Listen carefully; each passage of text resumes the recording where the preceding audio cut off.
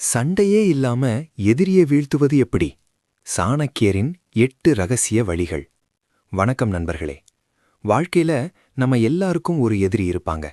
அது நேரடி எதிரியா இருக்கலாம், இல்ல மறைமுகமா குழி பறிக்கிறவங்களா இருக்கலாம். உடனே நம்ம ஆளுங்க என்ன நினைப்பாங்க தெரியுமா? அவனை இன்னைக்கே நேருக்கு நேரா நின்னு ஒரு கை பாத்திரணும்னு உணர்ச்சி வசப்படுவாங்க. ஆனா நிஜமான புத்திசாலித்தனம் எதுல இருக்கு தெரியுமா? ஒரு சொட்டு இரத்தம் சின்னாம சண்டையே போடாம உங்க எதிரிய நிலைகுலைய வைக்கிறதுல தான் இருக்கு. இத கோழைத்தனம்னு நினைச்சிடாதீங்க. இதுதான் ராஜதந்திர முதிர்ச்சி. எரியிற நெருப்புல போய் விழுகிற அந்த வெட்டுக்கிளிய போல கோபத்துல நீங்க எடுக்கிற ஒரு தப்பான முடிவு உங்களுக்கே அழிவு தரும். ஆனா மகா அறிஞரான சாணக்கியர் என்ன சொல்றாருன்னா, வீரத்தை விட விவேகத்துக்கு முன்னுரிமை கொடுன்னு சொல்றாரு.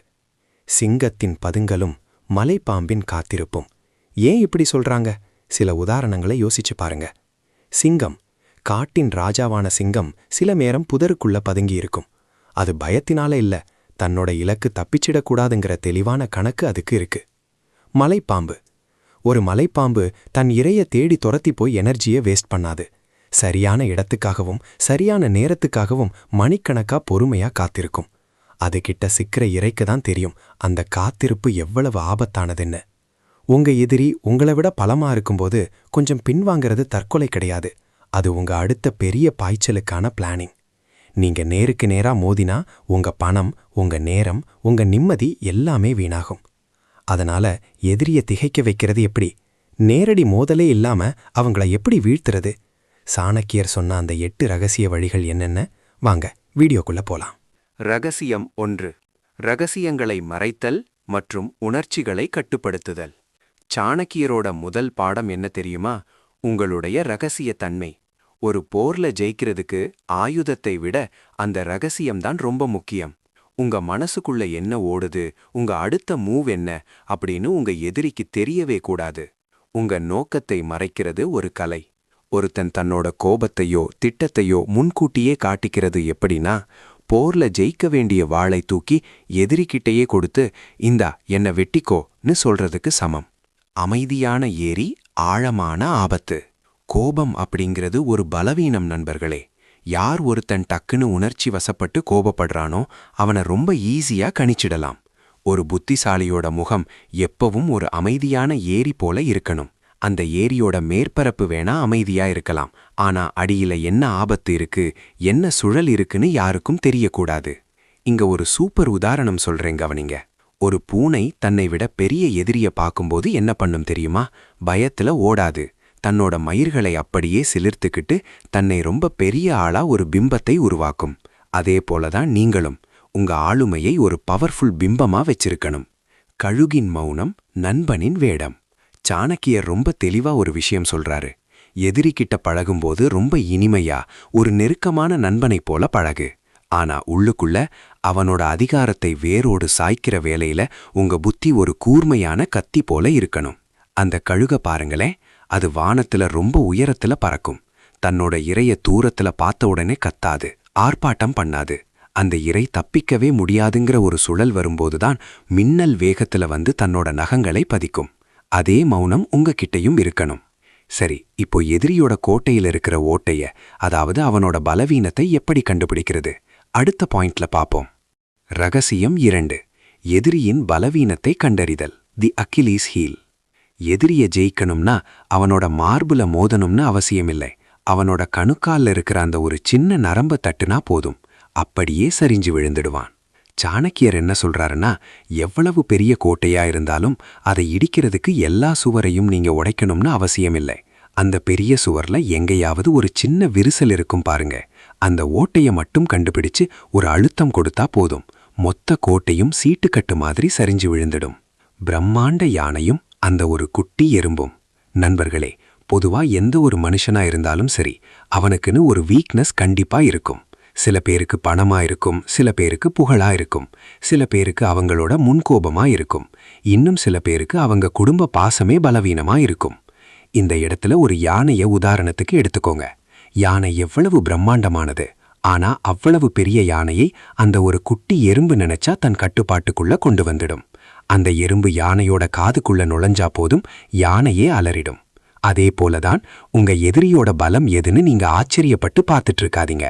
அவன் எங்க பாதுகாப்பற்ற முறையில இருக்கான், அவனோட கவசத்துல எங்க ஓட்டை இருக்குன்னு கவனிங்க. வேர் அழுகுனா மரம் விழும். ஒரு பெரிய மரத்தை வெட்டி சாய்க்கிறது கஷ்டம். ஆனா அந்த மரத்தோட வேர் எங்க அழுகி இருக்குன்னு உங்களுக்கு தெரிஞ்சா சின்ன தள்ளு தள்ளுனாலே அந்த மரம் பொல பொலன்னு கீழே விழுந்துடும். உங்க எதிரிக்கு எதிரா நீங்க விட போற அந்த மரண அம்பு பாய வேண்டியது அவனோட கவசத்தில் இருக்கிற அந்த சின்ன துளை வழியாதான் இருக்கணும். அந்த பலவீனத்தை மட்டும் பிடிச்சிட்டீங்கன்னா அந்த எதிரி உங்க கைக்குள்ள வந்துடுவான். சரி, இப்போ எதிரியோட பலவீனத்தை கண்டுபிடிச்சிட்டோம். அடுத்து அவன் கூடவே இருக்கிற அவனோட கூட்டாளிகளை எப்படி பிரிச்சு அவனை தனிமரமாக்குறது, அதை 3வது ரகசியத்துல பார்ப்போம். ரகசியம் 3: கூட்டாளிகளை பிரித்தல் மற்றும் தனிமைப்படுத்துதல். Divide and rule. ஒரு மனுஷனோட நிஜமான பலம் அவனோட கைகள்ல இல்லங்க, அவனை சுத்தி நிக்கிற 4 மனுஷங்க கிட்டதான் இருக்கு. எதிரிய தனியால அடிக்கிறத விட அவனுக்கு பக்கபலமா இருக்கிற அந்த கூட்டத்தை சிதறடிக்கிறது தான் சாணக்கியரோட மாஸ்டர் பிளான். உதாரணத்துக்கு ஒரு ஆலமரத்தை எடுத்துக்கோங்க. எவ்வளவு பெரிய புயல் வந்தாலும் அந்த மரம் ஏன் அசையாம நிக்குது? ஏன்னா அதை சுத்தி இருக்கிற அந்த விழுதுகள் தான் தாங்கி பிடிக்குது. ஆனா அந்த விழுதுகளை ஒவ்வொன்னா நீங்க வெட்டிட்டீங்கன்னா ஒரு சாதாரண காத்தடிச்சா கூட அந்த மரம் பொத்துன்னு கீழே விழுந்துடும். அதேதான் உங்க எதிரிக்கும் நடக்கணும். சந்தேக விதை விசுவாசத்தின் நஞ்சு. ஒரு ராஜதந்திரத்தோட உச்சமே என்ன தெரியுமா? எதிரியோட நண்பர்கள் அவனோட விசுவாசிகள் கிட்ட இருக்கிற ஈகோ அல்லது அவங்களோட பேராசைய தூண்டி விடுறதுதான். அவங்க மனசுக்குள்ள ஒரு சின்ன சந்தேக விதைய மட்டும் போட்டுடுங்க. ஞாபகம் வச்சுக்கோங்க, சந்தேகம் ஒரு முறை மனசுல வந்துட்டா அங்க விசுவாசம்ங்கிற பேச்சுக்கே இடம் இருக்காது. அவனோட வலது கைக்கும் இடது கைக்கும் இடையில ஒரு விரிசலை உண்டாக்குங்க. ஒன்னு அவனோட ஆட்களை உங்க பக்கம் இழுங்க, இல்லன்னா அவங்களுக்குள்ளேயே ஒருத்தர் பிடிக்காம பண்ணிடுங்க. ஒருத்தனோட விசுவாசத்துல நீங்க நஞ்ச கலந்துட்டா உங்க வெற்றி அங்கேயே உறுதியாகிடும். புயலில் சிக்கிய செடி. எல்லா விழுதுகளையும் வெட்டினதுக்கப்புறம் அந்த ஆலமரம் இப்ப வெறும் குச்சி மாதிரி நிக்கும். கூட்டமா இருக்கும்போது சிங்கமா தெரிஞ்சவன் இப்போ தனித்து நிக்கும்போது ஒரு புயல்ல மாட்டின சின்ன செடி மாதிரிதான். அவனை சாய்க்கிறது உங்களுக்கு ரொம்ப சுலபம். சரி, இப்போ எதிரிய தனிமைப்படுத்தியாச்சு, அவனை சுத்தி இருக்கிறவங்க எல்லாரையும் பிரிச்சாச்சு. அடுத்து அமைதிய எப்படி ஒரு பயங்கரமான ஆயுதமா மாத்துறது, அத 4வது ரகசியத்துல பாப்போம். ரகசியம் 4: அமைதியை ஆயுதமாக்குதல் மற்றும் நிதானம் காத்தல். எதிரி ஆத்திரப்பட்டு கத்தும்போது நீங்க அமைதியா இருக்கீங்க பாத்தீங்களா? அதுதான் உங்களோட அசாத்தியமான மன வலிமைக்கு அடையாளம். நீங்க எவ்வளவு அமைதியா இருக்கீங்களோ அவ்வளவு தெளிவா உங்க மூளை வேலை செய்யும். எதிரி அடுத்து என்ன பண்ண போறான்னு உங்க மூளை ஸ்கேன் பண்ண ஆரம்பிக்கும். ஞாபகம் வச்சுக்கோங்க, கோபம்ங்கிறது ஒரு புகை மூட்டம் மாதிரி. அது கண்ணை மறைச்சா ஒருத்தனோட அறிவு வேலை செய்யாது.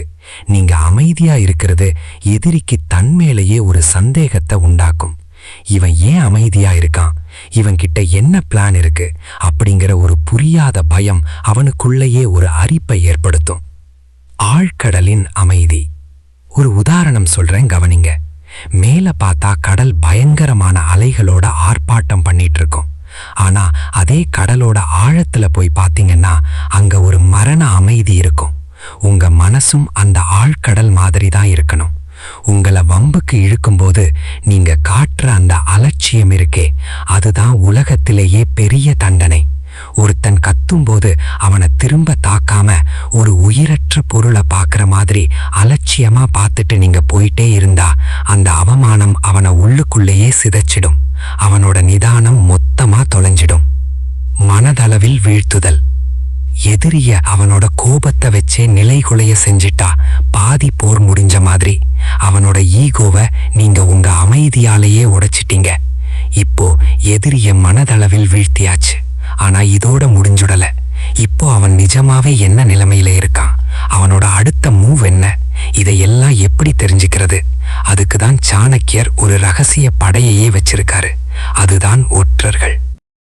ரகசியம் 5: ஒற்றர்கள் மற்றும் தகவல் சேகரிப்பு. The power of intelligence. இன்னைக்கு இருக்கிற உலகத்துல எதுங்க மிகப்பெரிய அதிகாரம்? பணமா, பலமா? இல்ல, தகவல் தான் இன்னைக்கு உலகத்தோட மிகப்பெரிய ஆயுதம். சாணக்கியர் என்ன சொல்றாருன்னா, ஒரு ராஜாவுக்கு அவரோட கைகள் எவ்வளவு முக்கியமோ அதைவிட முக்கியம் அவரோட ஒற்றர்கள், ஸ்பைஸ். ஏன்னா அவங்க தான் ஒரு ராஜாவோட உண்மையான கண்கள். ஒரு இருட்டு அறைக்குள்ள சின்ன விளக்கு கூட இல்லாம நடக்கிறது எவ்வளவு ஆபத்தோ அதைவிட பல மடங்கு ஆபத்தானது உங்க எதிரியோட பிளான் என்னன்னே தெரியாம அவன்கிட்ட மோத போறது. அது தற்கொலைக்கு சமம். நீட்டிக்கப்பட்ட புலன்கள். ஒற்றர்களை உங்களோட நீட்டிக்கப்பட்ட புலன்கள்னு நினைச்சுக்கோங்க. அதாவது உங்க கண்ணுக்கும் காதுக்கும் எட்டாத விஷயங்களை அவங்க மூலமா நீங்க தெரிஞ்சுக்கணும். எதிரியோட கஜானால எவ்வளவு பணம் இருக்கு, அவனோட அடுத்த மூவி என்ன, அவன் யாரு கூட ரகசியமா பேசுறான், இதையெல்லாம் தெரிஞ்சுக்கிறது தான் உங்க முதல் வேலை. இதுக்கு சாணக்கியர் ஒரு மாஸ்டர் பிளான் வச்சிருக்காரு. அது என்ன தெரியுமா? எதிரியோட கோட்டைக்கு வெளியே நிக்கிறத விட அவனோட சமையல்காரர், சேவகர் இல்லனா அவனுக்கு ரொம்ப நெருக்கமான வட்டத்துல உங்களோட ஆட்களை ஊடுருவ வைக்கணும். அவங்க தான் அந்த எதிரியோட அந்தரங்க பலவீனங்களையும் அவன் தூக்கத்துல பேசுற ரகசியத்தையும் கூட உங்ககிட்ட கொண்டு வந்து சேர்ப்பாங்க. வெய், தகவலே ஒரு வலைதான். ஆனா இங்க ஒரு முக்கியமான ட்விஸ்ட் இருக்கு. நீங்க தகவலை சேகரிக்கிறது மட்டும் இல்ல, அதே ஒற்றர்களை வச்சு எதிரி முகாம்குள்ள தப்பான தகவல்களை பரப்பணும். அவங்கள ஒரு பெரிய குழப்பத்துல ஆழ்த்தணும். யாரு உண்மை சொல்றா யாரு பொய் சொல்றான்னு தெரியாம அவங்க தலை சுத்தி நிக்கும்போது நீங்க அங்க ராஜாவா நிப்பீங்க. தகவல்கள் உங்க கைக்கு வந்த உடனே நீங்க ஒரு செக்மேட் வைக்க தயாரா இருப்பீங்க. உங்ககிட்ட டேட்டா இருந்தா நீங்க தான் அந்த போரோட டைரக்டர். சரி, இப்போ எல்லா தகவலும் உங்க கைக்கு வந்துடுச்சு.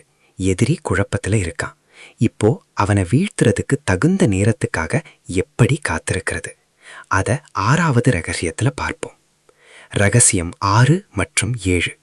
காலமறிந்து செயல்படுதல் மற்றும் பொருளாதாரத்தை சிதைத்தல். ஒரு வெற்றியாளனுக்கும் சாதாரண மனுஷனுக்கும் இருக்கிற ஒரே வித்தியாசம் பொறுமை. ஒரு விவசாயி நிலத்துல விதைய போட்ட உடனே ஏன் இன்னும் செடி வரலன்னு மண்ணை தோண்டி பார்த்துட்டே இருந்தா அறுவடை செய்ய முடியாது. காலம் கணியற வரைக்கும் அவன் காத்துக்கிட்டு தான் இருக்கணும். அதே மாதிரி தான் ஒரு கொக்கு. குளக்கரையில ஒத்த கால்ல தவம் இருக்கிற மாதிரி அப்படியே அசையான நிற்கும். அது ஏன் தெரியுமா? சின்ன சின்ன மீன்கள் எல்லாம் ஓடி போகட்டும், ஒரு பெரிய மீன் வரும்போது ஒரே கொத்துல தூக்கணும்னு காத்துக்கிட்டு இருக்கும். உங்க எதிரிக்கிட்டையும் நீங்க அந்த கொக்கு மாதிரி தான் இருக்கணும். சரியான சமயம் வர்ற வரைக்கும் நீங்க பதுங்கி இருக்கிறது தப்பே இல்லை. இரத்த ஓட்டத்தை நிறுத்துங்கள். சரி, அந்த சரியான சமயம் எப்ப வரும்? எப்போ உங்க எதிரியோட பொருளாதாரம் சரிதோ அப்பதான் அவனோட சாவு மணி அடிக்க ஆரம்பிக்குதுன்னு அர்த்தம். சாணக்கியர் ரொம்ப அழகா ஒரு விஷயம் சொல்றாரு. செல்வம்ங்கிறது மனுஷ உடம்புல ஓடுற ரத்தம் மாதிரி. யோசிச்சு பாருங்க, ரத்த ஓட்டம் நின்னுட்டா எவ்வளவு பெரிய வீரனா இருந்தாலும் அவன் வெறும் பிணன் தான். அதே போலதான் உங்க எதிரியோட வருமான வழியை நீங்க முடக்கிட்டா அவன் எவ்வளவு பெரிய ஆளா இருந்தாலும் உங்க முன்னாடி முழங்காலிட ஆரம்பிச்சிருவான். ஏன்னா ஒருத்தனோட கஜானா காலியானா அவன் கூட இருக்கிற விசுவாசமானவங்க கூட முதல்ல ஓடிடுவாங்க. பசியால வாடுற ஒரு வீரன் கிட்ட போய் நீங்க தேசப்பற்று பத்தியோ இல்ல உண்மை பத்தியோ பேசினா அவனுக்கு கேட்காது.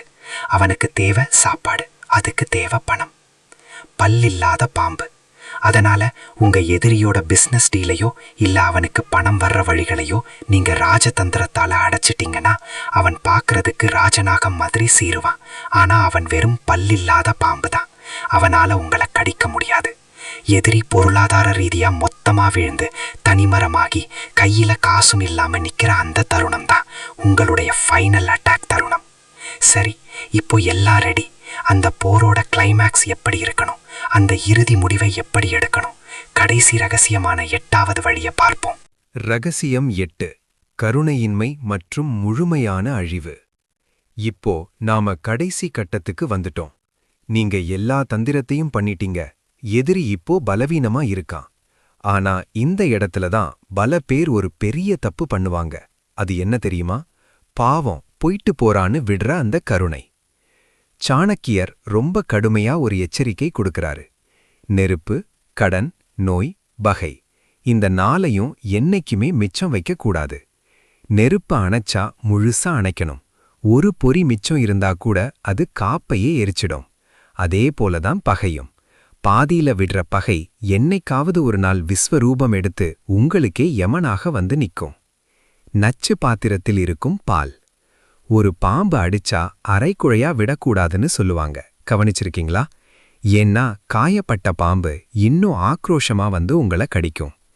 எதிரிக்கு நீங்க காட்டுற கருணை உங்களுக்கே நீங்க தோன்ற குழி. உங்க எதிரி இப்போ பார்க்கறதுக்கு ரொம்ப பாவம் மாதிரியோ இல்ல அமைதி ஆயிட்ட மாதிரியோ தெரியலாம்.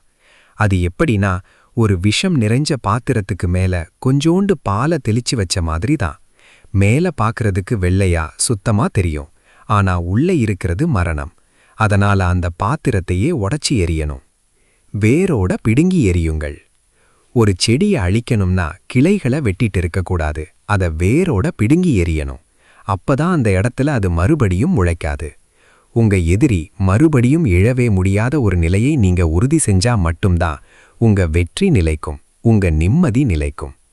எதிரியை சிதைக்கிறதுங்கிறது அவனோட உடம்ப அழிக்கிறது மட்டும் இல்ல, அவனோட செல்வாக்கு, அவனோட அதிகாரம், அவனோட ஆணவம்னு எல்லாத்தையும் வேரோட காலி பண்றதுதான் நிஜமான வெற்றி. முடிவுரை. நண்பர்களே, இந்த 8 வழிகளையும் நீங்க முறைப்படி செஞ்சா, நீங்க நேரடியா ஒரு ஆயுதத்தை கூட தூக்காம, ஒரு சொட்டு ரத்தம் சிந்தாம உங்க எதிரியை ஜெயிக்க முடியும். வீரத்தை விட விவேகத்தோட செயல்படுறவன் தான் இந்த உலகத்தை ஆழ்வான். சாணக்கியரோட இந்த நீதிகளை உங்க வாழ்க்கையில தேவைப்படுற இடத்துல சரியா பயன்படுத்துங்க. வெற்றி உங்களை நிழல் போல தொடரும். இந்த வீடியோ உங்களுக்கு பிடிச்சிருந்தா லைக் பண்ணுங்க, உங்க ஃப்ரெண்ட்ஸுக்கும் ஷேர் பண்ணுங்க. இதுல எந்த பாயிண்ட் உங்களுக்கு ரொம்ப பிடிச்சிருந்ததுன்னு கமெண்ட்ல சொல்லுங்க. அடுத்த ஒரு பவர்ஃபுல் வீடியோவில் சந்திப்போம்.